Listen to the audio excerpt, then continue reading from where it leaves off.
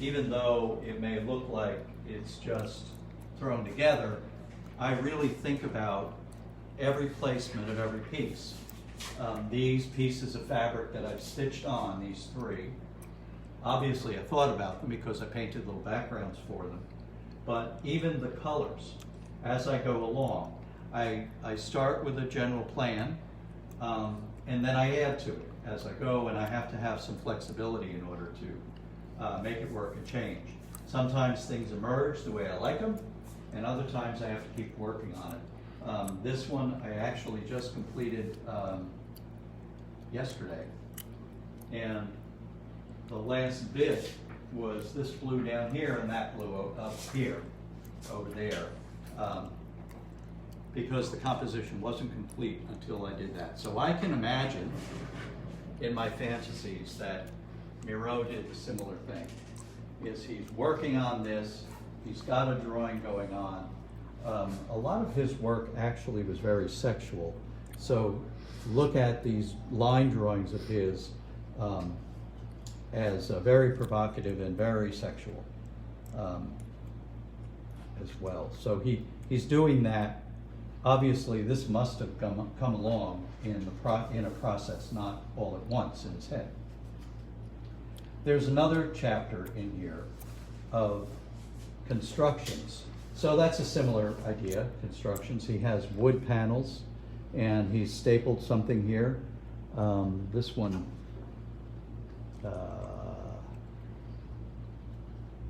well, it doesn't say. It says somewhere, I just don't know where.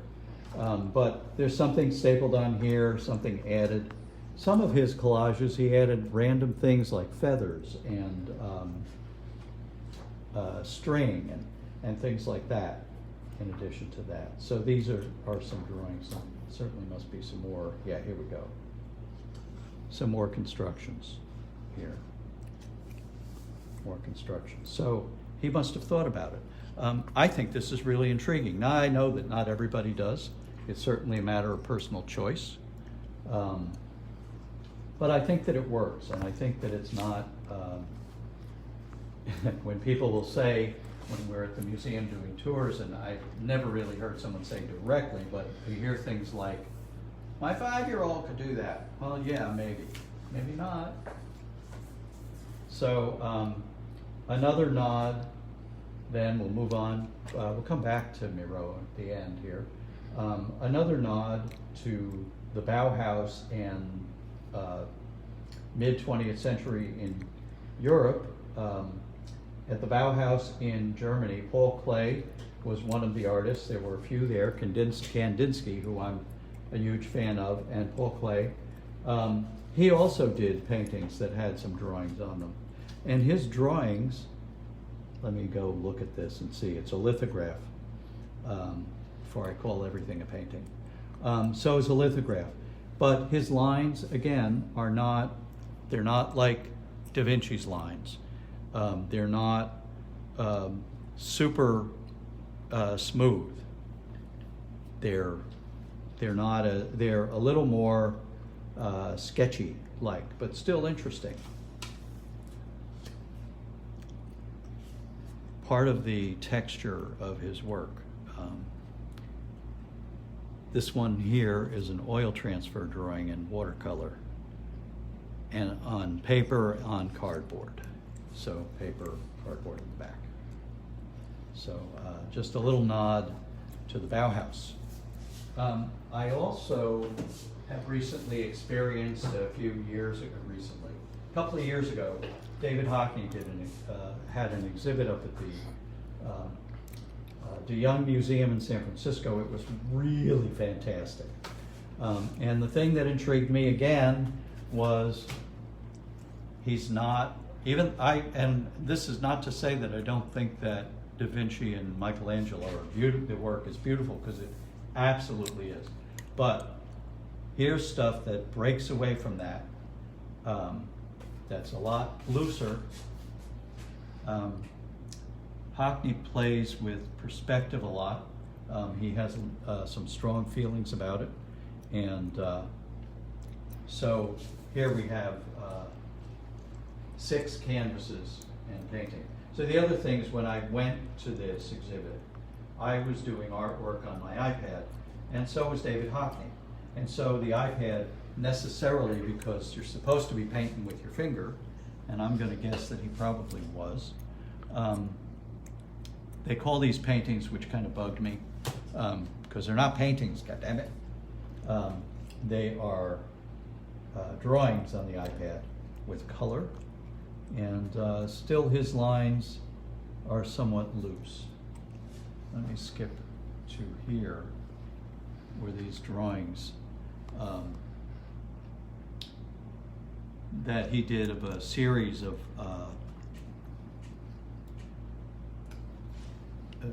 13 drawings, charcoal on paper, of the same scene at different times.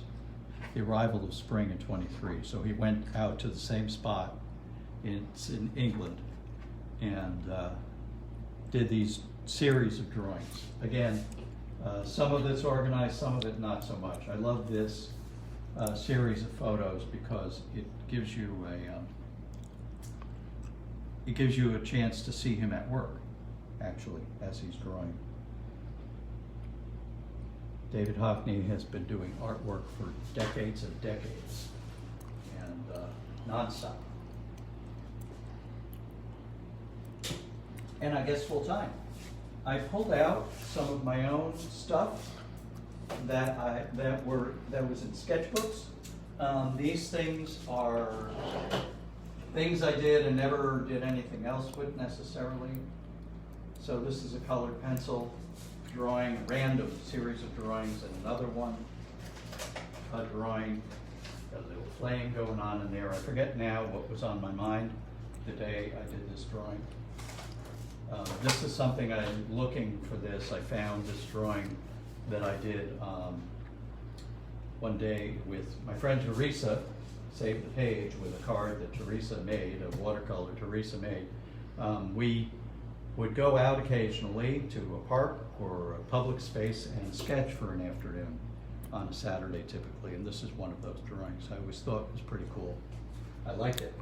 It sits inside the book all by itself. I have this drawing here, which I eventually made into a painting. And it's actually shadows here in Palm Springs.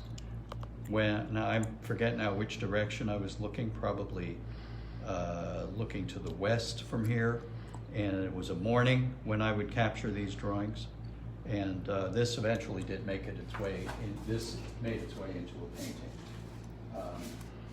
And then I have this one that I picked out to show as well. This is in the west of Ireland in Ballyvaughan. These are rock formations. These are the creases and cracks in the limestone rocks that are near the water. Ballyvaughan is on the southern shore of Galway Bay, just north of the Cliffs of Moher, for anyone who has traveled there. And let's see what else I might have. I did want to look. I'll look in here for a second to see if there's anything I'm missing.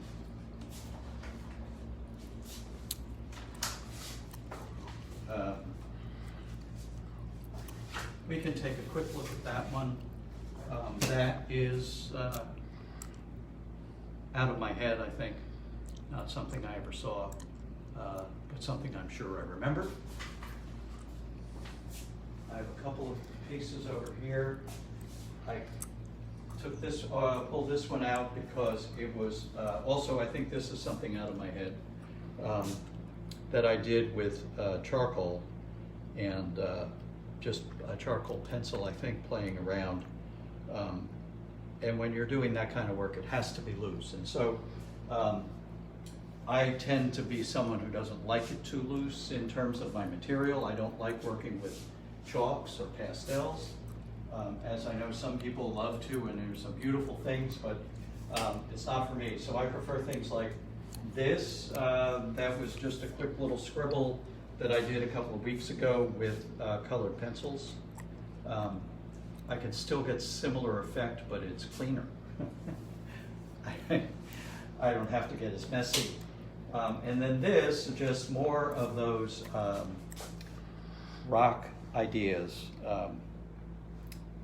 that are done with watercolor pencils that I can draw on, and then with a little water it gets a little, spreads around a little bit, and then outlined with Conte crayon. So those are my pieces. So I meant to say in the beginning that I wasn't going to answer the question, what is beautiful? So I don't think I did. But I think that what is beautiful is whatever is beautiful to each individual. But Miro being a hero of mine, I have a quote from him to finish. So remember, he wanted to assassinate painting. What I think that means is he wanted to break away from the structure of the rules of art and allow artists to be freer in their work. So things like his collages and constructions, I think, were his effort to do that. So somewhere along the line he said this: after the contemporary liberation of the arts, we will see artists under no flag emerge with the strings of their spirits vibrating to different kinds of music. May our brushes keep time with our vibrations. So that's it. So thank you very much. Thanks for listening. If you're around Palm Springs, I'm beginning to open. I would love to meet anyone here by appointment, 415-531-0511, 415-531-0511. Send me a text and we can make a date. I can meet you here. I'm requiring masks and distancing, and I have hand sanitizer on hand as well. So I'd love to see you. Enjoy your day. Thank you.